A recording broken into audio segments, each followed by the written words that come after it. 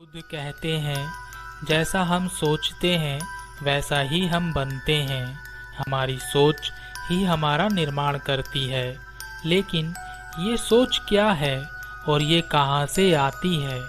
क्या आपने कभी सोचा है कि आप अपनी सोच का निर्माण करते हैं या आपकी सोच आपका निर्माण करती है?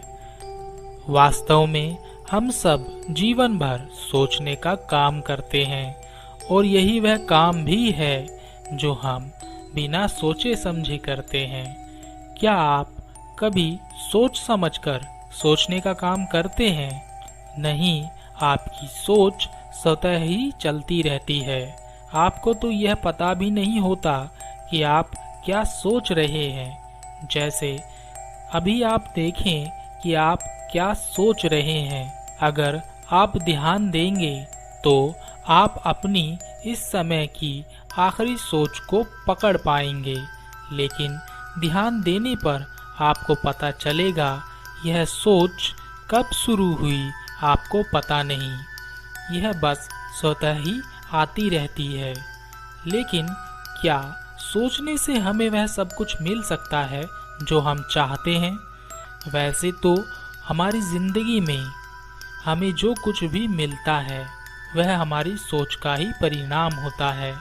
लेकिन क्या हमारी सोच ही सब कुछ है? नहीं, हमारी सोच केवल हमें दिशा दे सकती है, लेकिन उस दिशा पर हमें चलना तो पड़ेगा ही। लेकिन एक बार अगर हम चल पड़े तो हम अपनी सोच के अनुरूप ही वह रास्ता तय करते हैं। लेकिन विडंबना ये है कि हमारी सोच हमारा निर्माण करती है, जिसका हमें पता भी नहीं है। जबकि होना यह चाहिए कि हम अपनी सोच का स्वयं निर्माण करें। हमारा निर्माण हमारे स्वयं के हाथों में हो। बुद्ध जब आपसे कहते हैं कि जैसा हम सोचते हैं वैसा ही हम बनते हैं, तब वह चाहते हैं कि आप जागृत हों और इस बात को समझें कि आपके साथ जो भी घट रहा है, जो भी आप हैं, उसके निर्माण में आपका कोई हाथ नहीं है। यह आपके मन के कारण स्वयं से घट रहा है। आप जागृत हों और अपने मन को नियंत्रित कर अपनी सोच को बदलें और अपना स्वयं का निर्माण करें। अगर मैं आपसे कहूँ कि यह दुनिया सुखी रहे, इसके लिए यह दुनिया कैसी होनी चाहिए, तब आप क्या कहेंगे? यही सवाल मैंने एक व्यक्ति से पूछा कि इस दुनिया को सुखी होने के लिए कैसा होना चाहिए।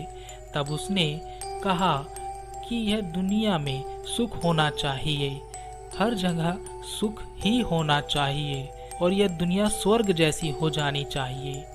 तब मैंने उससे कहा कि तुम इससे आगे जाकर सोचो कि इससे बेहतर क्या हो सकता है, स्वर्ग से भी बेहतर क्या हो सकता है।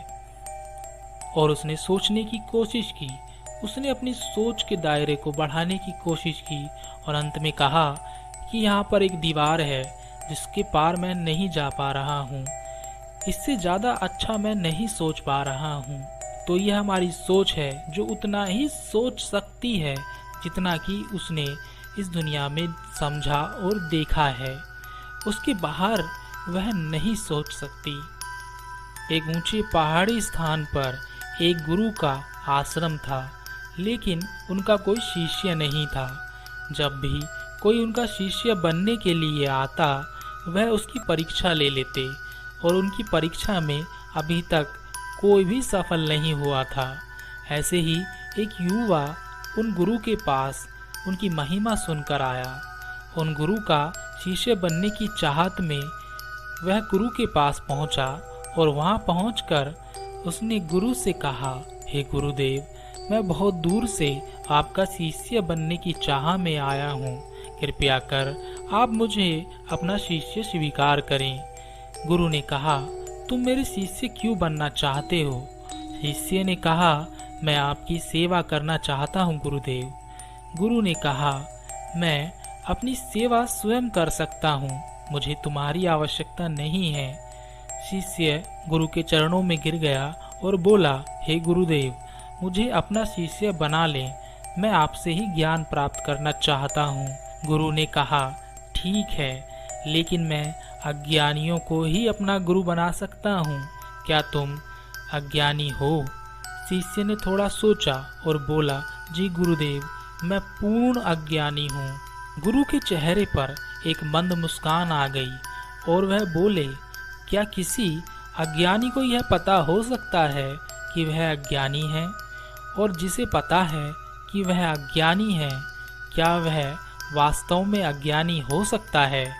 क्योंकि यहाँ तो सभी अपना अपना ज्ञान बखारते रहते हैं। शिष्य चुप रहा, उसने कुछ नहीं कहा। गुरु ने कहा, ठीक है, अगर तुम मेरी परीक्षा में उत्तीर्ण रहे तो मैं तुम्हें अपना शिष्य अवश्य बना लूँगा। आज से तुम मेरे साथ रहोगे। मैं जो करूँ उसे ध्यान से देखना और समझना, लेकिन कोई प्रश्न मत पूछना। अगर तुमने प्रश्न पूछा तो तुम्हें यहाँ से जाना होगा। तुम्हें मुझ पर पूर्ण विश्वास करना होगा। शिष्य ने गुरु की शर्तों को स्वीकार किया। अगली सुबह गुरु शिष्य को लेकर एक नदी पर पहुँचे। वहाँ पर उन्होंने शिष्य के हाथ में एक घड़ा दिया और एक बर्तन दिया और कहा, इस बर्तन से इस घड़े में पानी भर दो। उस बर्तन में कोई पैंदी नहीं थी। शिष्य ने बर्तन देखा तो वह चौंका। कुछ बोलना चाहता था लेकिन नहीं बोला। वह उस बर्तन से घड़े को भरने लगा, लेकिन बर्तन में ना पानी आता और ना ही घड़ा भरा। सुबह से दोपहर हो गई। शिष्य का धैर्य जवाब देने लगा और वह सोचने लगा, गुरुदेव पागल तो नहीं हो गए हैं? भला बिना पैंदी के बर्तन से यह घड़ा तो जीवन भर नहीं भरेगा। आखिरकार शिष्य का धैर्य जवाब दे गया और उसने गुरु से पूछा, इस बर्तन से यह घड़ा कैसे भरेगा गुरुदेव? इसमें तो पैंदी ही नहीं है, सारा पानी तो नीचे से ही निकल जाता है। गुरु ने कहा, अब तुम जा सकते हो। शिष्य ने भी सोचा, ऐसे पागल गुरु के पास रहने से भी क्या फायदा। वह वहां से चला गया। रात में एकांत में शिष्य ने सोचा, इतनी बात तो गुरुदेव को भी पता होगी, लेकिन फिर भी उन्होंने मुझे बिना पैंदी का बर्तन दिया। इसमें जरूर कोई बात होगी जिसे मैं समझ नहीं पाया। वह शिष्य फिर अगली सुबह गुरु के पास पहुंचा और बोला, गुरुदेव मुझे माफ कर दें। गुरु ने कहा, मैंने तुम्हें पहला ज्ञान दिया और वह तुम ले नहीं पाए, क्योंकि तुम पहले से ही अपना ज्ञान लिए घूम रहे हो। जिस प्रकार बिना पैंदी के बर्तन से घड़े को नहीं भरा जा सकता, उसी प्रकार हमारे शरीर की इंद्रियां वह बिना पैंदी की बर्तन है जिससे हम मन रूपी घड़े को भरने का प्रयास करते हैं, लेकिन मन कभी भरता नहीं है, इसलिए मनुष्य कभी संतुष्ट नहीं हो पाता। शिष्य ने गुरु से क्षमा मांगी और कहा, गुरुदेव मुझे अपना शिष्य स्वीकार करें।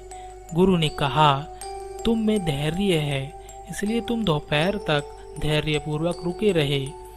तुम में समझ है, इसलिए तुम वापस आ सके। यहाँ से जो गया वो कभी वापस नहीं आया। तुम्हारे अंदर अपनी सोच बदलने की क्षमता है। जो अपने विचारों को बदल सकते हैं वह स्वयं का निर्माण भी देख सकते हैं। मैं तुम्हें अपना शिष्य अवश्य बनाऊंगा।